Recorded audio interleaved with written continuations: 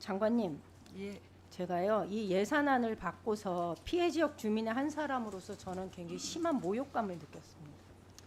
이번 추경 편성의 목적이 세 가지였던 걸로 기억을 하거든요. 예. 재난 복구와 대응, 그다음에 통상 압력에 대한 대응, AI, 그다음에 민생. 그런데 이 예산안 어디에 재난이 들어있는지 저는 아무리 찾으려고 해도 찾을 수가 없었습니다.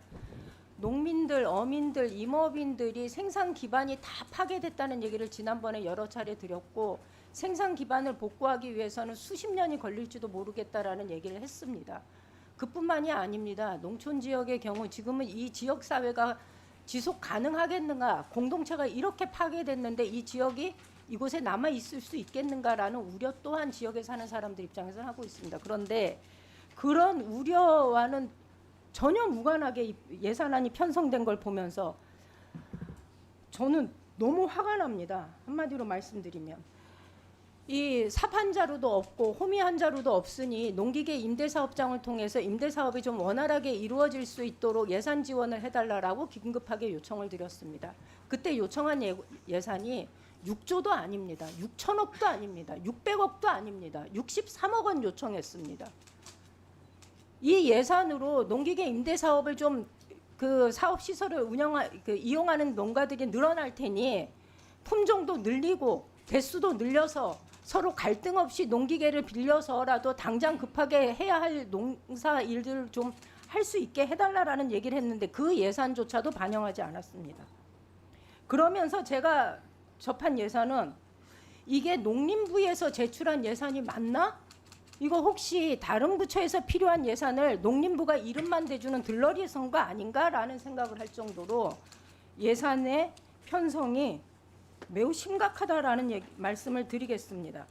이것과 관련해서 좀 짧게 농민들한테 공식적으로 왜 이런 일이 벌어졌는지 어떻게 할 것인지 좀 짧게 답변을 좀 해주시기 바랍니다. 예, 의원님 잘 아시는 것처럼 그 이번에 추경 예산안은 그 3대 분야이고 가야말로 필수 소요만을 반영을 한 것입니다. 그리고 연내 집행 가능성까지 고려를 한 것이어서요. 지금 의원님 말씀하신 대로 재해 대책 같은 경우에는 저희가 복구비 현실화 그리고 뭐 우리 보조율 상향 뭐 이런 것들에 반영되는, 그리고 생계비 뭐 이런 것들에 반영되는 예산이 관계부처 예산에 좀 담겼습니다. 그래서 관계부처 예산에 9,460억 원이 담겨 있고요. 그것이 실질적으로 우리 농업 부분에 알겠습니다. 쓰이게 됩니다. 그리고 농기계가 9,300억의 예산이 지금 피해 지역에 그러면 네. 요구하는 예산으로 충분히 반영이 되었다라고 말씀을 하시는 건가요? 일부는 거기에 들어가고요. 그다음에 나머지 농기계, 농자재 같은 것이나 그다음에 우리 그밖에 종묘 뭐 이제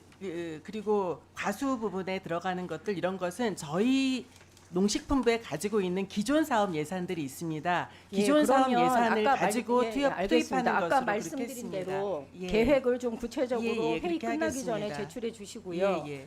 저는 이번에 올라온 추경 보면 푸드 서비스 선진화 사업으로 650억, 그다음에 이거 할인 하반기에 지원, 소비자 농축산물 물가 부담 경감을 위한 할인 지원에서 500억 이렇게 올라왔어요. 예. 제가 자료를 보니까 이 예산이요, 결국은 공공 배달 앱을 통해서 그 3회 이상, 2만 원 이상 3회 이상 구매를 했을 때에 여기에 따르는 그 지원을 10,000원의 소비 쿠폰을 지원하는 방식으로 하겠다라고 하는 맞습니다. 겁니다. 이것이 농림부에서 올리는 예산이 맞나 이런 생각이 좀 듭니다. 결국은 물가 상승으로 소비 심리가 위축되니까 외식업이 급심하게 어려움을 겪고 있고 이것을 좀 지원해 줘야 되겠다라고 하는 측면에서 이 예산을 반영하신 것 같은데, 이거는 농림식품부가 해야 할 예산이 아니라 이거 소상공인 관련한 부서에서 이 예산을 편성해야 되는 거 아닌가라는 생각이 좀 들고요. 그다음에 저희 할인 사업과 관련해서요. 할인 사업과 관련해서 보니까는 이게 올해 원래 상반기에 이걸 다 썼어요. 상반기에 다 쓰면서 이게 예산이 부족할 것 같으니까 이거 추가로 편성한 것 같거든요. 다 쓴 것은 아니고요, 의원님. 여기 볼까요? 실제로 1,060억 원, 홍보비 20억 원 합쳐서 1,080억 원 예산을 편성했던 건데 1,060억 원을 올 상반기에 80%가량을 집행하는 걸로 되어 있어요. 80.2%를 상반기에 집행을 하고 나니 정작 집행이 이루어져야 하는 추석이나 구정이나 이런 것들을 앞두고서 이 예산이 과연 뭐 충분하겠는가라는 취지에서 이 예산을 반영했는데 이거 할인 사업이 집행되는 것도 문제가 많다는 거 그동안 이거 상임위에서 여러 차례 지적을 했던 거거든요. 근데 이 예산을 집행하는 방식을 전혀 바꾸지 않은 상태에서 이렇게 추경으로 또 편성을 꼭 했어야 하는 거거든요. 의원님 그 부분은 이제 집행 방식 같은 경우에도 저희가 대형마트 위주에서 중소 그 마트 혹은 전통시장 중심으로 그 전환하는 것도 내용을 담고 있고요. 그다음에 할인 지원도 마찬가지고 우리 공공배달 앱도 마찬가지인데 결국 외식이든 우리 소비의 위축이라는 것은 우리 농산물 소비하고도 직결되는 부분입니다. 그래서 그 부분을 좀 직접적이진 않지만 간접적으로 확장을 하면 이게 우리 농가들한테도 도움이 되는 것이다라고 이해를 해주시면 좋겠습니다. 그러니까 저는 농림식품부로 하지 말고 그냥 물가관리부처 이렇게 이름 바꾸세요. 그게 맞습니다. 물가관리청 이런 식으로. 물가하고는 좀 이 부분은 조금 다릅니다, 의원님. 측면에서 볼 때 이분들이 농민이 과연 머리에 들어있나, 어민이 머리에 들어있나, 임업인이 머리에 들어있나 굉장히 의심스럽습니다.